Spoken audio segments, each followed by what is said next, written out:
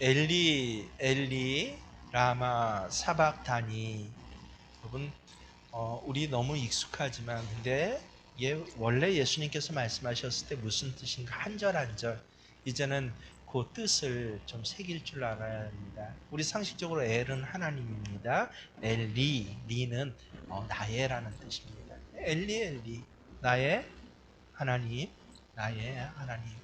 사박 사박 이 사박 사박단이 엘리 엘리 그다음에 뭐죠? 라마. 라마는 왜라는 의문사예요. 라마 왜? 그리고 사박단위는 이 세 음절의 단어예요. 사박 쏟아버리다. 물이 쏟아지면 주워 담을 수 없지 않습니까? 사박 쏟아버리다. 다는 당신을 다. 아까 니는 뭐라고 그랬죠? 엘리 할 때 니는 나라고 그랬죠. 사박단위는 왜 당신이 나를 쏟아버리셨습니까? 정확히 그런 뜻이에요. 엘리 엘리 나의 하나님 나의 하나님 라마 왜 사박다니. 당신께서 나를 쏟아버리십니까? 나를 버려버리십니까? 라고 하는 뜻이 됩니다. 오늘 우리에게 너무나 익숙한 말이죠. 그래서 이 사순절 기간 가운데는 어김없이 한 번 정도는 이 말을 우리는 꼭 듣게 됩니다. 그래서 어떨 때는 친근하게 들려요. 엘리 엘리 라마 사박다니. 근데 이 말씀은 사실은 너무도 충격적인 말씀이에요. 얼마나 충격적인지 이 말씀을 가지고 정말 성경을 연구하다가 충격을 받은 사람들이 굉장히 많습니다. 실제로 예수님 하나님이시잖아요. 하나님이신 예수님이, 하나님의 아들이신 예수님이 하나님으로부터 버림을 받았다, 버리셨다 라고 한 그 사실도 충격적이지만 거기 비명을 크게 지르고 절규를 하셨다라고 하는 것이 성경에 그대로 기록된 것을, 이걸 그냥 아무 생각 없이 읽어버리면 그냥 지나가지만 엘리 엘리 라마 사박다니 친근하게도 들리지만 뭐 굉장히 또 어떤 때는 저 중학생 때는 요 말을 갖다가 남들은 잘 모르는 외국어를 하느냐 그렇게 으쓱거리면서 말을 하기도 하는 그런 문장이지만 사실은 너무도 충격적인 문장입니다. 그래서 실제 마틴 루터가 종교개혁을 하면서 이제 성경을 하나하나 쉬운 독일어로 번역을 하거든요. 원래 성경은 라틴어예요. 우리로 얘기하면 저 뭐 모르는 전혀 그 알아듣지 못하는 주변에 스며들었지만 저 광동어 정도로 성경이 쓰여 있어서 독일 사람 중에 성경을 실제 읽을 수 있는 사람은 몇 프로예요? 1%가 안 됐어요. 100명 중에 한 사람도 성경을 읽질 못합니다. 매주 가서 미산 드리면서도 진짜 하나님 말씀이 뭔지를 몰라요. 그래서 마틴 루터 종교개혁자다라고 하는데 실제 루터가 참 귀한 것은요, 그 광동어로 되어 있는 성경을, 저 이집트 상형 문자로 되어 있는 성경을 우리나라 한글로 번역을 한 거예요. 이 번역을 하면서 그래서 한 음절 한 절을 우리나라 말로 번역을 해야 되지 않습니까? 곱씹어야 되지 않습니까? 그럴 때 너무도 충격을 받아서 며칠 동안을, 한 2주 동안을 침식을 잊은 채 고민을 했다는 것, 그 기록이 루터의 그 성경 번역사에 보면 나옵니다. 왜 그렇습니까? 바로 이 문장 때문에 그렇습니다. 하나님이 버림을 당했다. 예수님이 버림을 당했다. 거기다 버림당해서 너무도 초라하게 두려워 떨면서 비명을 질렀다. 그걸 처음으로 이제 깊이 접한 뒤에는 그게 이해가 안 되는 것입니다. 이제 우리는 이 엘리 엘리 라마 사박단이 친숙하게 생각하면서 머릿속으로 뭘 흘려요? 이제 예수님 좀 있으면 십자가에서 사망하시고 내려오셔서 이제 3일만 있으면 부활할 거야 라고 어떤 드라마틱한 그런 위대한 영화의 한 아주 클라이맥스의 장면처럼 저 부분을 생각하지만요. 그렇지 않아요. 예수님께서 그렇게 드라마틱한 주인공으로서 클라이막스를 울리신 것이 아니라 실제 십자가 위에서는 어떠신 거예요? 우리가 똑같은 보통 사람처럼 소시민처럼 너무 아파서 너무 힘들고 너무 두려워서 비명을 지르신 거예요. 나의 하나님, 나의 하나님, 원어 그대로 하면 어찌하여 나를 쏟아버리십니까? 다시는 주워 담을 수 없도록, 다시는 회복될 수 없도록 버리십니까? 라고 그렇게 비명을 지르셨다. 도대체 이게 무슨 일이야? 우리는 흔히 버림당한 거에 대한 이 두려움과 그런 아픔이 있지 않습니까? 근데 예수님께서는요, 사실 이번 한 번만 버림을 당하신 것이 아닙니다. 예수님의 생애는 나실 때부터 버림당하셨어요. 그리고 돌아가실 때까지, 저 십자가 위에서 사망하실 때까지 버림당하신 생애예요. 그래서 버림당했다는 사실만으로는 예수님께서 저렇게 비명 지르실 리가 없는 것입니다. 예수님 출생하실 때 그랬잖아요. 말 구유퉁에 눕혀졌다라고 우리는 그렇게 표현하지만, 근데 성경은 뭐라고 그래요? 여관에 방이 없어 쫓겨나셨다는 거예요. 짐승의 먹이통으로 쫓겨나셨다. 나실 때부터 버림당하셨습니다. 태어나자마자 아기 예수를 헤롯 대왕이 죽이려고 군사들을 보냅니다. 애굽으로 그래서 도망가야 했습니다. 나라로부터 버림을 당하셨습니다. 여러분, 예수님 나사렛 예수죠. 우리는 그것을 하나의 어떤 대명사처럼 알고 있지만 아니에요. 나사렛이란 말은요, 버려진 빈민촌을 의미합니다. 개천에서도 용은 나와요. 근데 성경에 기록되기를 뭐라 그래요? 나사렛에서는 결코 선한 것이 나올 수 없다라고. 개천보다 못한 버려진 곳이 바로 예수님이 성장하신 동네였습니다. 나중에는 가족에게마저 버림을 당하시잖아요. 하나님 나라를 선포하는데 예수 내 아들이 미쳤다, 우리 형 우리 오빠가 미쳤어요 하고 미친 예수 잡으러 쫓아다니는, 가족조차 예수를 이해하지 못하는. 그래서 얼마나 슬펐으면 예수님께서 뭐라고 그러셔요? 새들도 보금자리가 있는데 인자는, 나는 머리 굽을 곳조차 없구나라고 너무도 처연하게 그렇게 말씀하신 것을 여러분 기억합니다. 더욱이 몇 시간 전에는 정말 온 국민으로부터 버림을 당하셨습니다. 대제사장 서기관 바리새인들 뿐만 아니라 국민들이 바라바냐 예수냐 했을 때 예수를 죽여라 예수를 죽여라 라고 예루살렘에 있는 모든 사람들이 겉으로 보기에는 예수님을 버리셨어요. 심지어 로마 이 법정에서도 버림을 당했습니다. 죄가 없음에도 불구하고 빌라도에 의해서 그래 예수를 데려가라 라고 하는 버림을 당하셨어요. 그래도 예수님에겐 12제자는 있으셨잖아요. 근데 그 12제자마저 어떻습니까? 마가복음 14장 50절에 보면요, 정확히 딱 한 문장만 나와 있어요. 마가복음이 되게 한 구절이 길거든요. 근데 뭐라고 나왔어요? 제자들이 다 예수를 버리고 도망하니라. 그래서 예수님의 생애 전체는요, 처음부터 끝까지 모두에게 버려진 것이에요.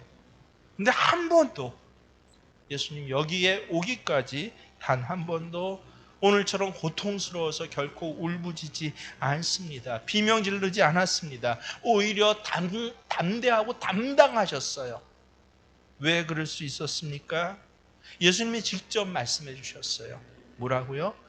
하나님 아버지가 나와 함께 있기 때문에 그렇다라고 하는 것입니다. 예루살렘 솔로몬 행각 앞에서 유대인들이 예수님을 돌로 치려할 때 예수님은 뭐라고 그러십니까? 나와 아버지는 하나다라고. 그래서 그것이 두렵지 않다라고 말씀하십니다. 6월절 다락방 만찬 때에 불안에 떠는 제자들에게, 특별히 너무 무서워하는 빌립에게 뭐라고 그러세요? 내가 아버지 안에 거하고 아버지가 내 안에 거함을 믿어라 라고 그 빌립을 오히려 위로하시고 잡아주십니다. 결정적으로 제자들이 다 예수님 버리고 도망하실 것을 예수님 미리 아셨어요. 그런데도 의연하게 뭐라고 그러셨습니까? 요한복음 16장 32절에 보면요. 보라, 너희가 다 각각 제 곳으로 흩어지고 나를 혼자 둘 때가 오나니 벌써 왔도다. 너희가 나를 좀 있으면 다 버릴 것이야. 그러나 뭐라고 그러세요? 내가 혼자 있는 것이 아니라 아버지께서 나와 함께 하시느니라. 가족도 버렸고 고향도 버렸고 제자들조차 예수님을 버렸지만, 그러지만 그 자리에는 언제나 하나님께서 나와 함께하고 계셔라고, 하나님은 한 번도 예수님을 버리시지 않았습니다. 그런데 지금 이 십자가 위에서는 하나님까지도 예수를 버렸다는 것이에요. 그러니 어찌 울부짖지 않을 수 있습니까? 여러분, 애를 키워보면요, 되새겨 보십시오. 애들이 언제 제일 무서워합니까? 무서워서 웁니까? 어둠 속에 있을 때 제일 무서워서 웁니다. 그런데 조금 더 지나면 아이들이 어둠보다 더 두려워하는 것이 있다는 것을 어미들은 알게 됩니다. 여러분, 애들이 컴컴한 밤에 자다가 홀로 눈을 떴거나 혹은 컴컴한데 홀로 있을 때 울면서 누구를 찾아요? 하시네요. 엄마를 찾습니다. 다행히 엄마의 기척이 나고 엄마가 옆에 있다는 사실을 알면 그런대로 그 울음은 칭얼칭얼 이 옹알이 비슷하게 잦아듭니다. 근데 손을 뻗어도 엄마가 없어요. 엄마 기척이 나지 않습니다. 그때부터는 울음소리가 아예 달라지지 않습니다. 자지러집니다. 한마디로. 엄마 없다. 엄마가 나를 버렸다라는 이 절망감이 본능적으로, 아주 동물적으로 아이에게 그렇게 감정과 같이, 이 어떤 향기와 같이 스며들어서, 그래서 야, 엄마 없어 라고 하는 거에 대해서 얼마나 그다음부터는 그 울음이 자지러지고 절망적인지 모릅니다. 엘리 엘리 라마 사박다니, 나의 하나님 라마 왜 사박다니, 당신께서 나를 쏟아버리셨나이까. 마치 어둠 속에서 엄마라고 그렇게 한번 찾아봤는데, 근데 진짜 하나님의 기척이 없어요. 하나님의 그 향기도 나지 않고 목소리도 들리지 않을 때, 그때 갑자기 자지러지면서 비명을 지르는 것이 바로 오늘 이 가상칠언 가운데 다섯 번째 말씀이죠. 이 다섯 번째 십자가 위에서 하신 예수님의 비명소리인 것입니다. 그래서 예수님이 그렇게 비명을 지르셨다. 이게 바로 충격이었던 거예요. 충격이었던 것입니다. 여러분, 하나님이신 예수님조차 무서워하실 수밖에 없는 유일한 두려움, 그것이 무엇이에요? 하나님이 없는 것이에요. 이것을 우리는 알아야 합니다. 죄에 대한 하나님의 심판이 이렇게 처절하다라는 것을 예수님 직접 보여주시는 거예요. 많은 사람들이 그러죠. 하나님은 죄는 미워하시고 하지만 죄인들은 사랑하신다라고요. 맞습니다. 저도 그렇게 생각해요. 하나님 분명히 죄는 미워하지만 죄인들, 우리들은 사랑하셔요. 그런데 그 죄인을 사랑하시는 하나님의 사랑은 어떤 사랑입니까? 우리가 깊이 죄에 대해 회개하고 그 죄에 대한 용서를 경험할 때, 그럴 때 죄와 우리가 분리가 되는 것이에요. 그래서 우리가 지은 죄에 대해서는 하나님 진노하시고 심판하시지만, 죄에서 우리가 분리되었기 때문에 죄에서 분리된 우리는 죄인이라고 할지라도 용서하시고 사랑하시는 것입니다. 그래서 하나님은 죄는 심판하시지만 죄인들은 사랑하시는 것이에요. 하지만 여러분 기억하십시오. 우리가 만약에 그 죄와 분리되지가 않는다면, 그 죄에 대해서 회개하지 않는다면 죄와 우리는 일체를 이루고 있는 그 상태에서 하나님의 진노는요, 그 죄에 대해서 어김없이 쏟아지시는데 어느 정도로 그 진노와 심판이 무섭다고요? 예수님조차 비명지를 정. 하나님이신 예수님조차 비명지르고 자지러질 정도로 그렇게 무서운 하나님의 진노가 쏟아지는 자리, 그 자리가 지금 십자가 위라는 것입니다. 지금 예수님은 죄인으로 십자가 위에 달리신 것이에요. 우리의 죄를 대신하셔서라고 우리는 흔히 편하게 생각하지, 맞아요. 우리 죄를 몽땅 실제로 가져가셨어요. 예수님 육체에 가져가셨습니다. 하나님께서는 그 죄에 대한 심판을 지금 진행하고 계시는 것입니다.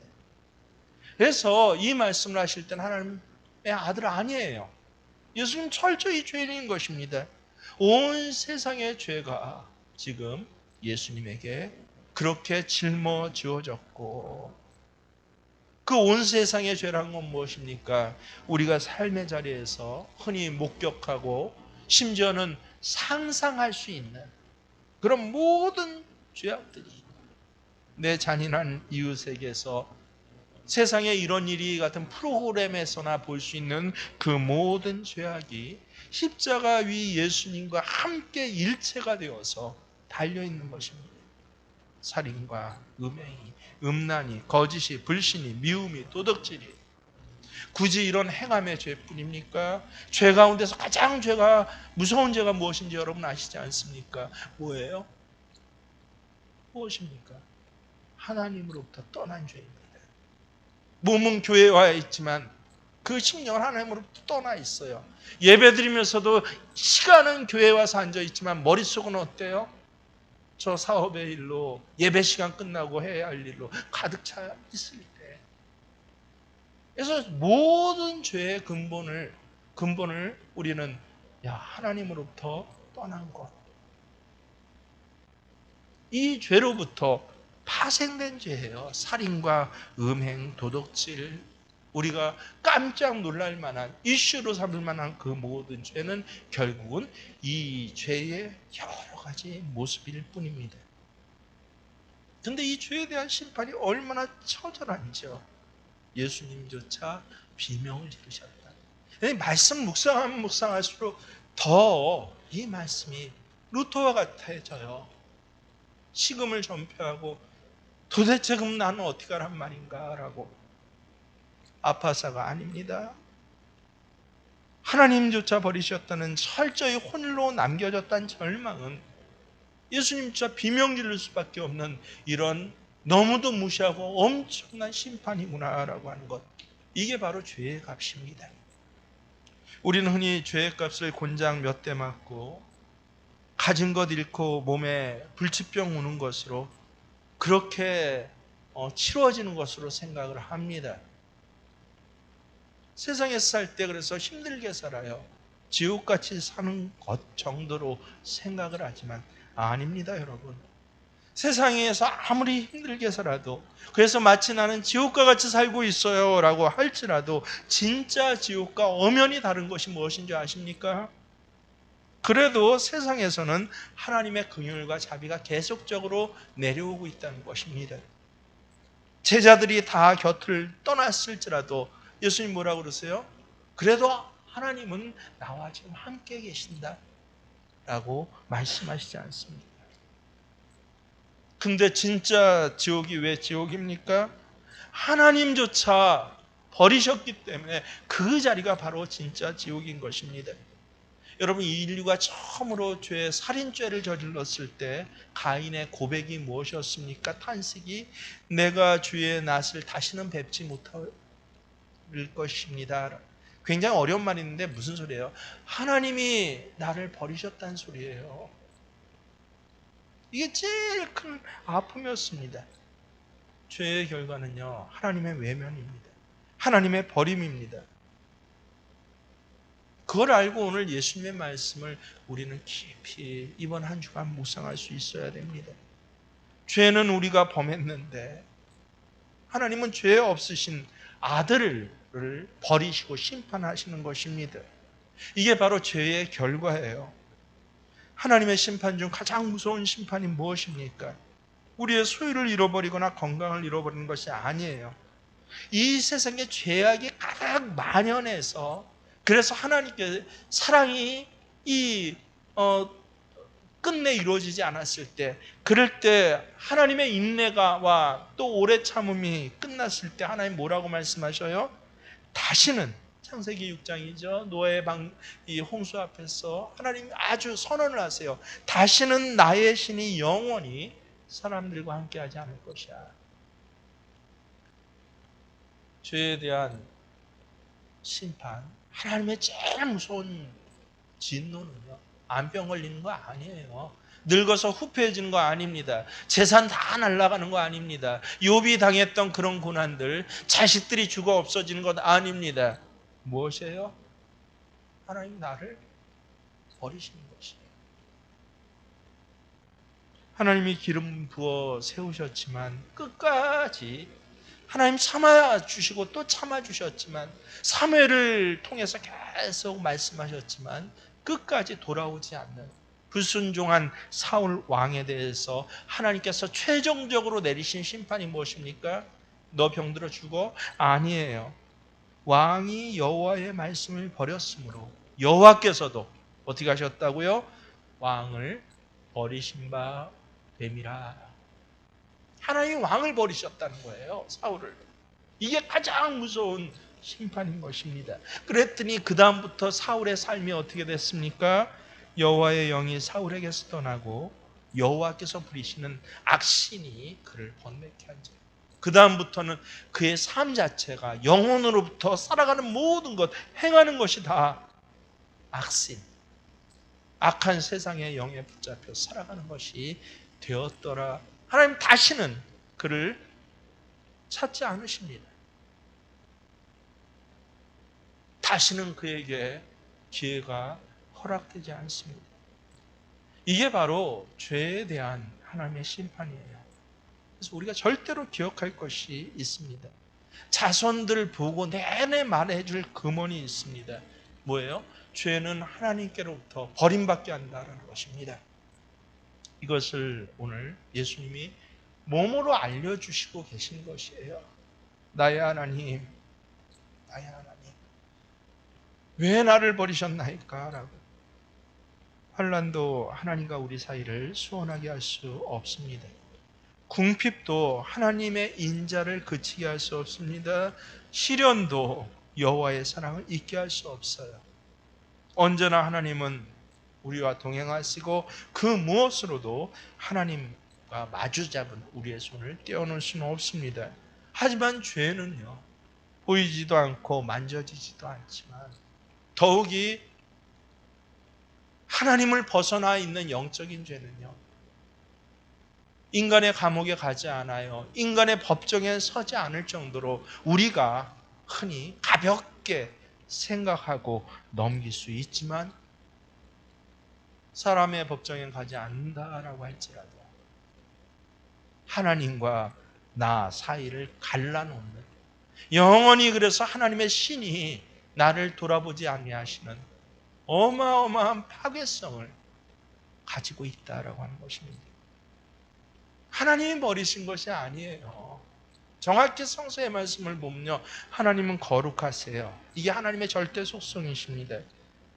거룩하신 하나님이기 때문에 죄가 하나님 앞에 올 수가 없어요. 여러분, 빛이 어둠을 미워서 어둠을 떨쳐버리는 게 빛입니까? 아니요. 빛이 가면 어둠이 자연히 물러나지 않습니까? 이게 하나님의 거룩하심이에요. 우리를 사랑하고 우리에게 오고 싶으셔서 오셔도 우리가 죄 가운데 거한다라고 한다면 하나님으로부터 떨쳐질 수밖에 없는 것. 이게 바로 오늘 예수님께서 십자가 위에서 비명 지르시고 소리 지르신 이유인 것입니다. 한때는 십자가의 앞에서 감격했어요. 근데 그 감격을 잃어버리고 허물어지는 성도들이 있습니다. 아까 전도자 선수한테 그래 이제 전도자로 살아갈 거야 라고 다시 한번 각인하면서 뜨겁게 적어도 2주만은 부활의 생명을 맛보기 위해서 내가 다른 삶을 살 것이야. 새벽에 기도하고 나가서 미션을 갖고 전도할 것이야.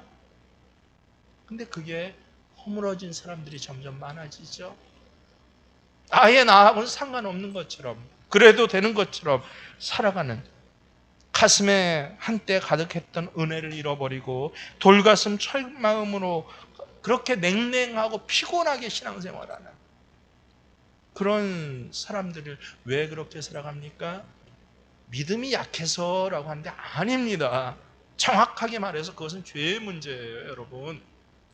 믿음이 약하고 강하고 성숙되고 모자르고의 문제가 아니라 정확히 죄의 문제입니다. 이 죄의 문제가 해결되지 않고는 하나님의 은혜는 결코 살아날 수가 없습니다. 하나님의 거룩함은 결코 임해질 수가 없습니다.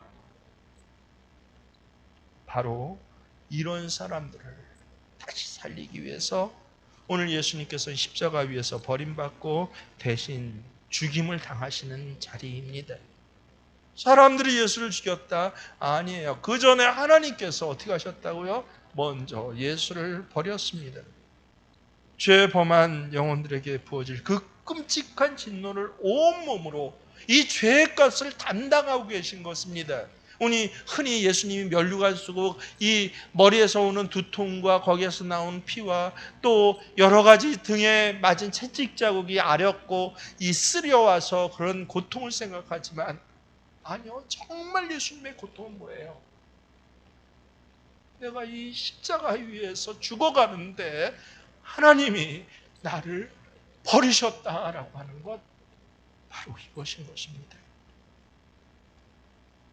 근데 놀랍게도 그렇게 죄에 대해서 하나님이 예수를 심판하고 계실 때 그때 일어난 이 땅에 놀라운 변화와 사실들이 무엇입니까?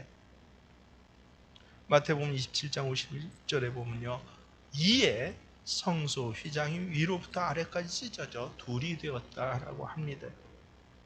사람이 휘장을 짓고자 하면 밑에서부터 찢어야죠. 사다리 되고 올라가지 않는 이상. 그런데 하늘로부터 위로부터 휘장이 찢어졌다라고 합니다. 여러분, 성소 휘장이 뭐예요? 하나님 거룩하신 분이기 때문에 그래서 중개자를 세우셨습니다. 누구예요? 대제사장이요. 그것도 대제사장이 1년에 딱 한 번 대속죄일에 이 딸랑이 종을 차고 이 제사장이 죄가 있으면 그 성소 넘어 들어가면 죽거든요.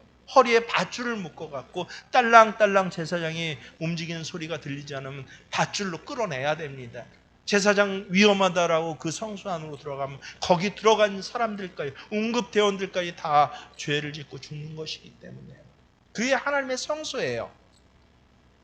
제사장만이 그것도 온갖 준비를 다 하고 깨끗이 죄를 씻어냈고 제사장이란 직함을 하나님으로부터 인정받아서 1년에 딱 한 번씩만 걷고서 들어갈 수 있는 그 성소의 휘장이 어떻게 됐다고요? 위로부터 찢어진 거예요. 하나님께서 그 죄에 대한 심판을 예수님에게 다 쏟아 부으셨다는 것이에요. 그래서 그냥 버리셨다, 바르크라고 얘기하지 않고 쏟아버리셨다, 사바크라고 얘기를 하는 것입니다. 여러분, 예수님께서 내 죄를 대신해서 죽으셨습니다. 앞으로 쉽게 얘기하지 마십시오. 일상적으로 또 세상에서 살아가면 이 말이 일상적인 말이 되고 쉬운 말이 될 수 있지만 적어도 이 사순절의 한가운데서는 정말 이 말씀, 이 비명의 의미가 무엇인지 우리가 되새기지 않고는 이 땅 살아갈 때 어떻게 살아가요? 점점 은혜 없는 자로, 심지어는 하나님이 버리신 그 자리에 살면서도 나는 하나님을 잘 믿는 것 같이, 나는 선민인 것 같이 그렇게 착각하는 삶을 살아가게 됩니다. 실제로 오늘 십자가에서 어떤 일이 벌어지고 있습니까? 엘리 엘리 라마 사박다니, 예수님은 진저리를 내면서 비명을 짓는데 그 비명을 바라보고 있는 사람들은 어떻게 했다고 성경에 기록되고 있습니까? 마태복음 27장 47절 49절을 보십시오. 거기 섰던 자 중 어떤 이들이 듣고 이르되 이 사람이 엘리야를 부른다 하고, 그 중에 한 사람은 달려가서 뭐 했어요? 그래도 이 착함이 있는 사람 같아요. 해면을 가져다가 신포도주에 적셔 갈대에 꿰어 예수님 입술에 갖다 댔다라는 것이에요. 그리고 어떤 사람들은 아예 뭐라 그럽니까? 가만둬봐라, 엘리야가 실제 오나 안 오나. 이게 예수님이 버리신 그 고통에서 비명 지르고 있을 때 십자가야 밑에서 이루어진 일들이었다라고 하는 것입니다. 참 기가 막히잖아요. 마치 오늘 은혜 없이 예배드린 자들 같지 않습니까? 강단에서 비명 소리가 울리고 있는데 졸면서 예배드릴 수 있어요. 나름대로 선함으로 해면은 스폰지에다 포도주라도 찍어서 예수님 드려야지, 이런 것으로 만족하는 그런 신령들도 있습니다. 아예 조롱해요. 그런 말씀 전하든 말든. 이젠 나도 나이가 됐고 신앙생활 뭐 할 만큼 했고 내 상황 속에서 이게 최선이야, 어디 두고 보자, 잘 되나? 그런 사람들이 있었다라고 하는 것입니다. 그게 뭐가 없는? 죄에 대한 회개가 없는 사람들의 모습인 것이에요. 그럴 수밖에 없습니다. 그래서 오늘 강단에 선 저조차 이 사순절의 한가운데서 예수님이 십자가에서 당하신 그 버리심에 대한, 심판에 대한 두려움이 다시 각인이 되고 기억이 되어야 되지 않습니까? 무엇으로도 지워지지 않는 예수님의 사랑, 십자가 사랑이라는 건 뭐예요? 내가 그렇게 비명 지르고 이후로는 하나님의 신이 나와 함께하지 않겠다라고 선언된 그 죄의 자리에 모든 죄와 심판을 예수님께서 다 가지고 가신 자리예요. 그게 바로 십자가 사랑이에요. 그 사랑이 하나님, 내가 여기껏 세상이 힘들고 내 몸이 어떻고 상황이 어때서 그래서 점점 주의 사랑과 복음이 희미해져 갔잖아요. 어렸을 땐 엄마 최고, 엄마랑 결혼할 거야 라고 애들 얘기하죠. 우리의 신앙생활의 첫 시간이 그래요. 나는 아빠랑 결혼할 거야. 아빠 최고야. 근데 점점 학교 가고 나이 많고 여러 친구들고 하다 보면은 그런 다음에 엄마와 아빠는 잊혀져요. 어떤 땐 더 나아가서 나를 방해하고 나를 하고 싶은 걸 못하게 하고 하는 그런 존재와 같이 그렇게 귀찮아지고 생각하고, 그래서 독립하는 것, 집을 떠나 독립하는 것이 마치 성공한 것이고 내 성숙함이 거기에 있는 것처럼 생각하지 않습니까? 그렇게 살아가는 것이 보편적이에요. 하지만 어느 한때 귀한 사랑이 적어도 어버이날만이라도, 적어도 부모님 생일날만이라도 어머니 아버지 사랑이 이랬는데 하는 되새김의 시간이 없다라고 한다면 앞으로 그들은 어떻게 살 것입니까? 밖에 나가서는 의연할 수도 있습니다. 능력이 있을 수도 있습니다. 그리고 간간히 부모와 연락되는 그 표시되는 그것으로 스스로도 만족할 수 있어요. 하지만 정작 우리가 부모에게 서운하게 하면 서운함으로 그치지만, 부모님 그래도 용서하시지만 기억하십시오. 아니에요. 죄에 대해서는 하나님께서는 그래도 용서하시는 게 없다라는 것입니다. 내가 죄와 분리되지 않는 이상 하나님 분명히 나를 사랑하시지만 그 죄에 대한 심판을, 그 진노를 내가 오늘 비명 지르는 예수님과 같이 다 쏟아 부어지게 되는구나 라고 하는 것. 그래서 이것이 두렵고, 한편으로는 그 사랑이 너무 고마워. 나 대신 그 진노를 다 받으신 예수님 사랑이 너무 고마워. 이 사랑을 붙들고 이제 사순절의 나머지 날들을 살아가고 부활의 생명을 기대하라라고 하는 것이 오늘 하나님께서 여러분에게 주시는 말씀인 것입니다.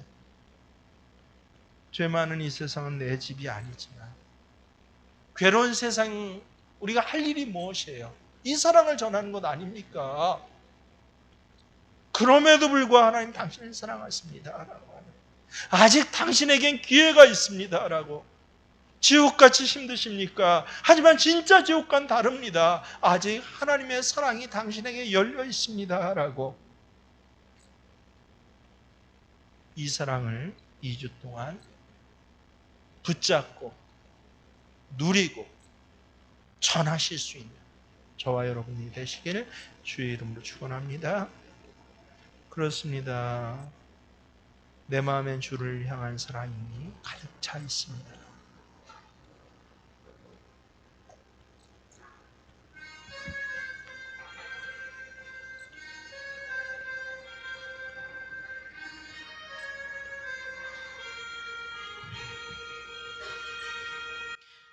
내 마음에 주를 향한 사랑이 나의 말엔 주가 주신 진리로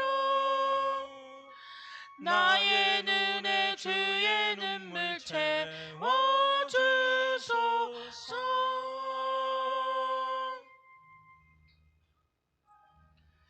내 입술에 찬양의 향기가 두 손에는 주를 닮은 섬김이 나의 삶에 주의 흔적 남게 하소서.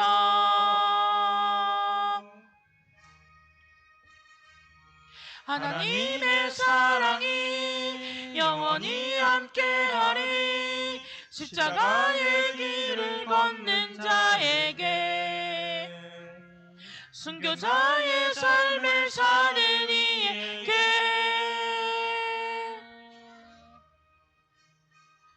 조롱하는 소리와 세상 유혹 속에도 주의 순결은 신부가 되리라. 내 생명 주님께 드리리. 우리 함께 기도할 때 그렇습니다.